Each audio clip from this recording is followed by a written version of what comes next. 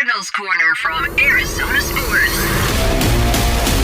Cardinals Corner from Arizona Sports with Tyler Drake and Lauren Koval. Okay. It could always be worse. And we probably shouldn't start with that. The Cardinals are 2-0 for the first time since 2021. So welcome back into another round of Cardinals Corner, post-game edition. I'm Tyler Drake. That's Lauren Koval. This is Cardinals Corner. And just like I said it, Cardinals are 2-0. But it wasn't without its moments against a Carolina team that has, let's be frank, had this team's number for years. Yeah, I mean, I thought circa midway through the third quarter, I'm like, wow, we're finally going to get to sit down and talk about that Cardinals blowout that we've been asking for, that this team seemed capable of achieving. And then it felt like all too familiar. The Cardinals get stopped and they go 3 and out. Oh, the Panthers drive all the way down the field for a touchdown. But it's okay because they haven't gotten 2-point conversions all game, so the score's a little wonky. Still good. Plenty of scoring. Yeah, plenty of points still on the board. We're good. We'll be fine. And then the Cardinals drive down the field, and I'm like, wow, this is a really complete drive from them. They look really solid. Lack of penalties on either side of the ball. Kyler with an incredibly impressive run that I still think was one of the highlights of the game. Easily. And then, oh no, is he throwing that out of bounds? Why is it not heading out of bounds more? Still not going. He's still not going. Why does that Panthers defender have the football in his hands? And then no, they can't get the onside kick. No one gets the onside kick in the NFL anymore because you got to declare them. Oh, it's the first onside kick the Panthers have gotten since 2019. Oh, that's fine. Oh. Yeah. Oh, okay. Yes, let's not bury the lead, though. No. 27-22, Cardinals win. But I think where we're going, at one point, this game was 27-3? It felt like it. And it's just, that's the point where third quarter, 27-3, game should be over. There should be no chance for this team to come back, for the Carolina Panthers to come back. Instead, you mentioned it, turnover happens. Bryce Young, no longer getting very much pressure. Obviously, you're getting more into prevent defense there. We haven't even gotten to the injuries yet. But yes, I think we will get to the concerning parts first. I'm trying not to go for it right now. Let's start with the good stuff. The defense came out, played with their hair on fire. Josh Sweat looked like the guy that they signed this offseason that's coming off the Super Bowl win, that's coming off the Super Bowl incredible performance. Came in, first third down, gets a strip sack. Zaven scoops it up for the touchdown. Turnover, check. Hold the Carolina Panthers to 12 yards in the first half? Check. 46 for the whole game in the rushing side of things? Check. Exactly. They did it. Stop their run game. Show that even though they can decide to switch their backs in between Dowdle and Hubbard, that it doesn't matter. That the Cardinals will still figure it out. That's exactly what they did. Force turnovers and make Bryce Young uncomfortable in the pocket. That's exactly what they did. Early on in that game, it felt like everything we wanted to see from the Arizona Cardinals improve upon last week. Even though they got the win, we were finally seeing it, and especially with that pass rush and those front 4 or 5 guys that they decided to bring. I was like, wow, they're really talented, and this is what we've been waiting for. And wow, look at Zaven, who's kind of been flying under the radar for the last, year or so. 4 QB hits. Led the team. Him go. Yeah. So Josh Sweat, 1 sack, quarterback hit, 2 tackles for loss, forced fumble. Then the very next drive, defense getting right back out there, not wasting any time. Baron Browning comes down with an interception. Mac Wilson with the tipped pass, altered pass, whatever you want to call it. Baron Browning comes out with it. He's that was one of my guys going into the season of he's got to be a contributor. He's critical to what this team can do. Got the start again this week.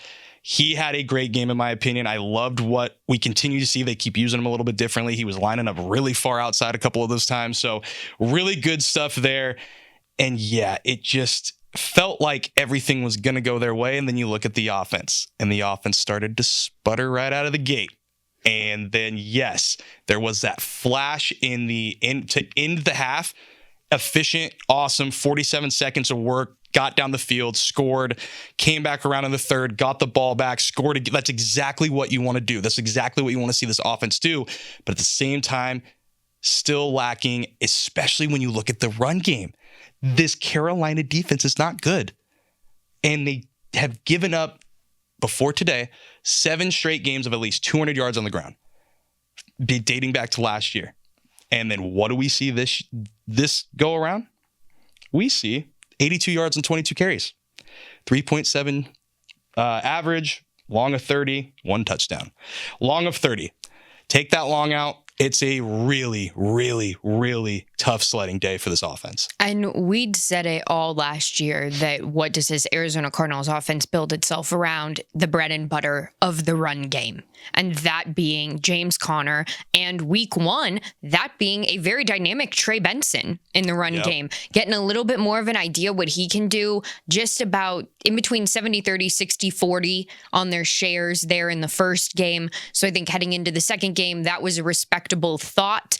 What really shocked me about the offense today is while they were in control and while they weren't playing great football by any means, but they were scoring and they were getting down the field. And we saw Michael Wilson twice get targeted in the end zone. Really look like a star for the first time. I mean, that the one that he grabs in the back of the end zone comes down with the touchdown. Not an easy play. Watching that over and over again, seeing the route he runs versus the route Kyler runs. At one point, Michael Wilson stops running just to see where is Kyler going to go. I mean, so how can he get the ball? Too. It's great. That being said, halfway through the second quarter, Kyler Murray had 2 completions on the entire day. Yeah. He was 2 of 4. Yeah, and I mean, here's the thing. When you look at what the defense was doing right away, fumble, interception, limited him to a field goal, punt, end of half. And you look over the Cardinals offense, field goal, punt, field goal, touchdown, end of half. It's just the comparisons between the two. It's just, man, it should have just, we're still waiting for that offensive continuity to really, I think, show itself. Because even when you look at the guys, I mean, obviously, Trey McBride, 6 catches, 78 yards. But then you turn over to Marvin, 2 catches on 27. And some bad missed targets where I couldn't necessarily tell if I thought it was Kyler's trying to force him a direction that Marv isn't going, or whether that's Marv ran the wrong route. A few times I thought it was that, only because of Kyler's reaction on the field. Kyler today, I will say, was filled with more emotion than I've seen him in years. When he does the runaround there at the end of the game, picks up the first down, is really diving around, the end of that ends up being that interception that he throws, the only one of the day. But before that play, he's running on the sidelines. He's pounding his chest. He's hyping up other guys. He's grabbing everybody by the shoulders. He's yelling. He's cheering. When they get down, he throws the interception, he looks defeated, but he puts the defense back out there. They flash to him on the sidelines. He's yelling at the defense again to motivate them. So it was the first time I think that we've seen more of that vocal leadership from Kyler Murray that everybody's wanted to see from more of a quiet, subdued guy. Yeah. And I will say, though, it was definitely a tale of really 2 plays there. That incredible, I mean, it looked like the Raiders game years back of just, oh man, this guy, he's going to go the distance. And then he didn't. And then it just seemed it was just a tale of 2 Kylers there. And yes, he was trying to throw the ball away, confirmed post game. It's just, you'd like to see him maybe get out of harm's way a little bit faster. Just call it what it is, get it out, move on, kick a field goal, 3 more points. But yeah, that this game, did not expect this game to come down to a 5-point game. No, whatsoever. Not at all. And didn't expect last game to come down to a 1-score game either. No, I mean, both of these games, though they're Cardinals victories and they're 2-0, give you a little heart palpitation there at the end of both of them where you're questioning why the heck did this happen in the first place. And I think some of those longer drawn out offensive plays, whether it's Kyler using his legs or on the other side of the ball, we're seeing Bryce Young run around and shake his pocket a little bit. Bryce Young more felt like because the Cardinals were getting pressure and his pocket was collapsing, he decided to leave. But I think some of those drawn out plays had something to do with so many injuries for the Arizona Cardinals. And I think that's where we'll go. Do you want to go on your concerned radar? Is it injuries or penalties? And then we will discuss. It's injuries because it's all to the same room. Yeah. So cornerback's room was already down a couple starters. Starling Thomas before the season, Sean Murphy-Bunting, which I don't really think was going to be a starter by the end of the year if he was healthy. I wouldn't factor that one into it much. But Starling Thomas was definitely in the mix. Max Melton, Will Johnson, Garrett Williams all leave at some point or another. Garrett and Max, knee injuries, had to get helped off the field. We're going to be watching that. Will Johnson, I think he got the wind knocked out of him to begin with and then might have picked up a growing injury late. That's what head coach Jonathan Gannon said. So it's the cornerbacks room. This is exactly what he said. An injury to the cornerbacks room is going to make this room even thinner. I thought Denzel Burke stepped in and played out of his mind for what they were asking him to do. I thought Keytrell had a really good game coming in and filling in, but it's getting thin. Both of them with some messy penalties, though, and that ending drive. But if any of these guys have to miss time, I mean, they're going to have to go look on the open market potentially because there's just not enough bodies, I think, of just guys you can really trust that have the experience to really fill in those roles. So we don't know anything yet. Maybe it's nothing. Maybe they're back. But I got to think like they're going to be cautious, I think, with all these guys. So it's something to watch. I mean, you look at it too. Elijah Jones has been inactive, I think, the past 2 games. He could be in the mix now. So it's going to be very interesting to see how they go about doing this. And it's really interesting too, because we just talked to cornerbacks coach Ryan Smith on Friday, and he talked about how excited he was to see Garrett Williams take on more on the outside as that guy on the outside, as cornerback 1, basically. So it's just the irony of that. And now just let's see where everybody's at, hoping for the best for all those guys because they're all great dudes. I mean, we've had Max on the pod. We've had Will on the pod. Love to get Garrett on the pod. But just on that's going to be a huge blow if any of these guys have to miss any kind of time. And on the fan side of things, watching both Garrett and Max leave the game and not return. Max on a cart. Max on a cart with a towel over your head. Never a good look. Garrett Williams immediately going down and giving the, you got to come over because I can't get up. Him walking himself off the field without the cart, but with the help of 2 trainers on either side of him. He's got the foot up in the air. He's got the knee, trying to keep it in a safe position. So we'll see. Yeah.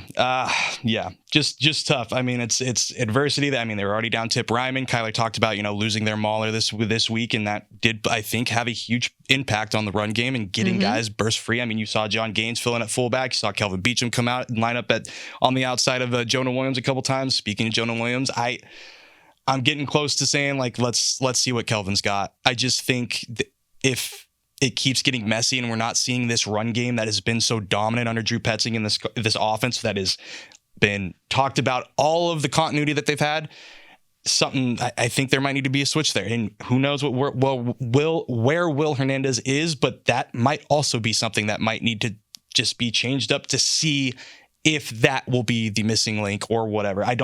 Nothing against Isaiah Adams, nothing against Evan Brown. I just think there might need to be something to really jumpstart this offense. And maybe that's getting Will Hernandez back in the lineup. And maybe that is that veteran presence that line needs in this situation. I mean, that being said, we're talking about them making changes in this team's 2-0. I know. And that's the thing. And I guess we have to go back. And I know some of you people are going to get mad at us for talking about concerns at 2-0. It's just, this team. It's because of the expectations. Yeah. It's because of the expectations. And here's the thing. The defense, if the defense didn't go out there and do what it did, and the defense that got invested in this offseason, you saw the flashes of that early. If they don't go out there and get two turnovers right away, they don't win this game. No. At all. It might not even be, it could be very ugly. And it became ugly because you saw exactly what this team was able to do early on in the game, not on the offensive side of the ball, specifically the defensive side of the ball. You watched a Nick Rallis defense just take over and do exactly what you wanted. You had that opportunity all during arguably the first half of this game until you got to halftime. Then you came out of halftime and it felt like something ever so slightly shifted. Maybe things weren't working in their favor. Panthers changed up their looks a little bit, but that shouldn't matter because it's the Panthers. Yeah. And Derek Brown, we got to give Derek Brown a shout out because he was playing good. And Jonathan Gannon talked about him this week of we didn't play against him last year, and this dude train wrecks games. He was a problem in the middle. Yes. He had batted passes. He was in the run there's a reason. It's not just because of the Cardinals' lack of doing something. Carolina did play a lot better than I thought they were going to play, and they stayed in it. I think that's the big thing. It wasn't all right, it's 27-3. Get ready for next week. No, it was they hung in and did it. And Calais had to give them a lot of credit. He was, and shout out to Calais and his return. My 2 goodness, sacks. Yes. He ended that game. into that game on fourth down because it was getting very hairy until then. Until he came out there and decided, okay, I'm going to take down one of the youngest QBs in the league and I'm one of the oldest guys in the league, but don't worry, I can handle it defense. It's okay. And seeing Bryce Young come out here for the Panthers, at least, there had been a little bit of optimism surrounding, okay, we're going to stick with Bryce Young. We're really going to see what he can do this year. He's young. He's talented. We saw what he could do in college. Can that transition over to the NFL? After the Panthers kind of hung him out to dry last year, and then we're like, oh, wait, actually, we don't mean that. Let's come back to him. Let's see what he can do. He started to figure it out more and more and more as last season went on. And by the end of the year, I went, yeah, you do have to give it to him and see what happens. And I get why, because Bryce Young looks like a year two guy in the league because of him being removed from some games, brought back in, still trying to figure it out. But who was the shining star on offense for this team? It was absolutely Teteroa McMillan, because he has some grabs that even though they were not in bounds, were incredible. Yeah, he makes me think, like, if he would have fallen a little bit farther. I mean, JG brought it up. He was like, we had eyes on him on Monday when he was talking. He's like, no, we had eyes on T-Mac. And maybe the feeling's not that if Walter Nolan's playing right now and doing something. But when you look at that and it's like, man, if he would have dropped a little bit more, can you imagine T-Mac and Marvin together? No. That's your second wide receiver? No, I can't. Trey? Even though our second wide receiver today performed better than our wide receiver one. Yeah, one catch and 11 yards and a touchdown. That touchdown? Yeah, and he should have ends up winning you the game. And he should have two. Yeah, he should have. Yeah, he should have. All right, but before we end this thing, we've got to go with the penalties because this is where you will not win games moving forward against teams that are supposed to be playoff-bound teams. 12 penalties for 96 yards this week after 9 penalties for, I think, 54 yards last week. Not a winning stat, as JG said himself post-game. You cannot shoot yourself in the foot that much. Carolina is not any of the teams in NFC West. Neither are the Saints. No, I mean, even though the Saints were close with the Niners today, but it was with Mac Jones. So and a lot of question marks there. A lot of question marks there. That team is injury prone. Yes. And you asked me at the end of last week's podcast, you said, what am I most concerned with moving forward? And I turned to you and I said, the penalties, because it seems like something you can clean up pretty easily. And if you're going to clean them up, you need to clean them up now at the beginning of the season before you start to play some of that tougher competition as you approach the end of the season. And they didn't. They went backwards. Yeah. Yeah. It's got to be cleaned up. It's just, you have to do everything you can to win these football games, shooting yourselves in the foot with that. I mean, almost 100 yards in penalties. I mean, you look at Carolina, 7 for 83. Compared to that I would take that. Yeah. So a lot to clean up. The concerns are there. It's ugly. It's been sloppy past 2 weeks. But again, it is 2-0. This is exactly where we thought they would be. It's not the fact of how they got there. It's that they're there. They're 2-0. It's been sloppy. There's so much to clean up. Injuries are going to have to be something to watch. But there is that silver lining. As much as we have really gone into the weeds of the things that went wrong today, it is still an undefeated team right now in an NFC West that has 2 other teams that are undefeated. Seattle, I think, is 1-1. It's going to be close all year, I think, in that division. So these wins are going to matter, but they have got to put they've got to put more consistency on the field. And I know that's a word that's been talked about with this team, especially like Kyler Murray, for years. But consistency is key for this team right now. They have to do it, especially with the Niners next week. They might not have Brock Purdy. They're still finding ways to win. Yes. They've got to figure this stuff out. And it starts with cleaning the little things up. And I think it starts with the penalties. And yeah, it might come down to you have to figure out how to jostle some new guys in that cornerbacks rotation. But you do have the pieces to make it work. It's going to be interesting to see how this week unfolds just with the injury side of things, how they can potentially clean up penalties, what's going on with the Niners injury, their health, Cardinals health, and just being more consistent. And while I tend to sort of live in the pessimistic and the skepticism side of things a little bit more when it comes to sports and just the teams that I want to see do well and what I focus on tend to be the negatives a little bit more than the positives. But the positives from this game, you learned. You weren't a cockroach the last time you played the Panthers. You learned how to shut down their run game. Yep. You learned how to implement that better. Yep. You really stopped Bryce Young from running out of the pocket, but being able to run on his own. You immobilized a mobile QB for the most part out there. You forced turnovers. You made that happen. Even though you had a stingy secondary by the end of the game, you still held up. You watched those penalties absolutely bite both the Panthers and the Cardinals in the ass by the end of that final drive. It felt like even the officials throwing the flag were like, okay, I'm back out here. Yeah. And do we really have to throw this? somebody moved or somebody had illegal contact. But what did the Cardinals not do in that game? They didn't end up letting those penalties change the status of that last drive of the game, because at the end, they showed you exactly what this defense could be, ending with Calais Campbell getting a sack and showing everybody, yes, this defense is still here to play. I'm still here to play in the NFL, and I can still make it happen. Those are all positives moving into next week, where you have a Niners team who, if you do not get more than one sack on Mac Jones, what are you doing? Yeah, because I mean, really, if you look at it, and if it's not Brock and it's not George Kittle, it's Mac Jones and CMC. And it shouldn't be right now. It's the CMC show. Right now, looking at what happened on Sunday, their injury report, how everybody progressed during the week, it does look like you're going to face Mac Jones. You know you're going to face no George Kittle because he's on the IR. He's out. You're going to miss him by the time you get to him.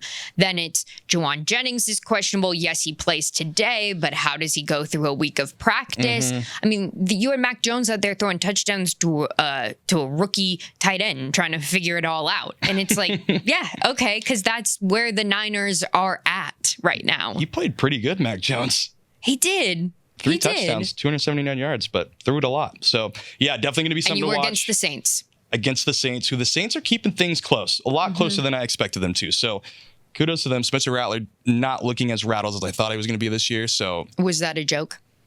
It was on the top of the brain. Okay, there you go. A little insight into your dad joke culture right there. Yeah. I had a good one today. I can't tell you though.